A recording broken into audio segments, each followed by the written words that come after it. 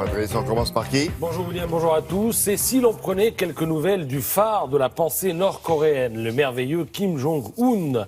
Comme vous le savez, il est à la tête d'un pays totalement discrédité sur la scène internationale, sclérosé par son économie, l'une des moins ouvertes du monde, mais qui dispose d'un atout, nous apprend le site Atlantico, un secteur phare, l'exportation d'œuvres d'art monumentales. Oui, l'économie nord-coréenne s'est spécialisée dans ces statues et ces fresques gigantesques qui témoignent d'un art socialiste de la plus belle des factures, au propre comme au figuré. On va y revenir. Plaque tournante de ce secteur florissant, une entreprise d'État qui emploie quelques 4000 artistes. Ce sont les artistes du peuple. Il ne leur viendrait pas à l'idée de se risquer à faire dans l'abstraction, car comme chacun sait, l'art abstrait est contre-révolutionnaire.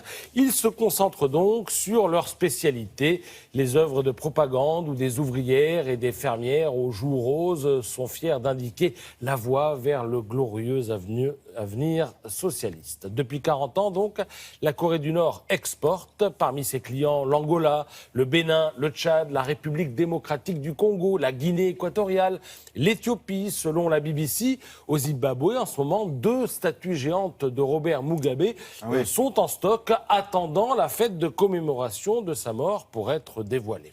Les Coréens ont ainsi réalisé le monument de la Renaissance africaine à Dakar. Ah oui, oui. Cette statue en bronze, commandée par le président Abdoulaye Wade, achevée en 2010, mesure 49 mètres de haut, soit 3 mètres de plus que la Statue de la Liberté, à laquelle, en quelque sorte, elle fait face, séparée par l'Atlantique.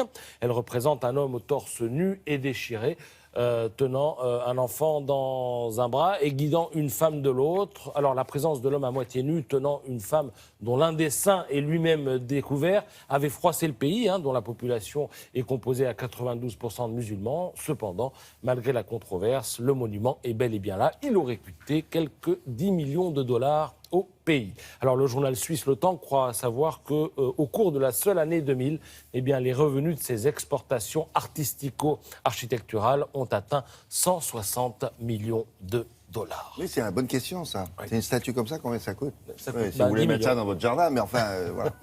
Alors le moins que l'on puisse dire, c'est que Kim Jong-un n'a pas super bonne presse, mégalo, parano. On ne peut pas dire que la modestie caractérise sa façon d'exercer le pouvoir.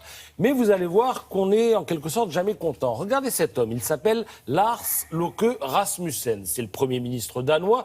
Tout sauf un homme bling-bling. Il vient de partir en vacances en Espagne. Il n'a pas utilisé l'avion du gouvernement. Je ne suis d'ailleurs pas sûr qu'il en dispose d'un. Non, il a fait comme beaucoup de gens. Il a pris un vol low cost, Ryanair, pour tout dire. Et là, patatras, scandale, tollé des syndicats et de l'opposition qui ont jugé son attitude, je cite, provocante et incompréhensible. Oui, incompréhensible, car cautionnant la politique de dumping social de Ryanair. Vous voyez, on n'est jamais content. C'est vrai que l'entreprise aérienne refuse de signer les conventions collectives danoises. C'est l'histoire du jour, vous la lirez dans le Figaro. Pour finir, voici la une de l'équipe. Frisson garanti, Arsenal-Barcelone, Juventus-Bayern. Une folle soirée s'annonce pour les amateurs de foot. Et pour en faire la synthèse, Libération a trouvé la solution en consacrant 2 pages à Pep Guardiola, hier coach de Barcelone et aujourd'hui coach du Bayern. Le seul homme capable d'imposer ses choix aux mégastars du foot, capable de sortir un joueur qui vient de marquer le but qui sauve son équipe, mais qui l'a fait en ne respectant pas les consignes de l'entraîneur. Pep Guardiola, meneur de dogme, c'est à lire dans Libération ce matin. Il a une gestuelle qu'il faudra qu'on nous explique aussi. Là. Il danse le jerk au bord du stade. Le jerk, c'est moderne, ça.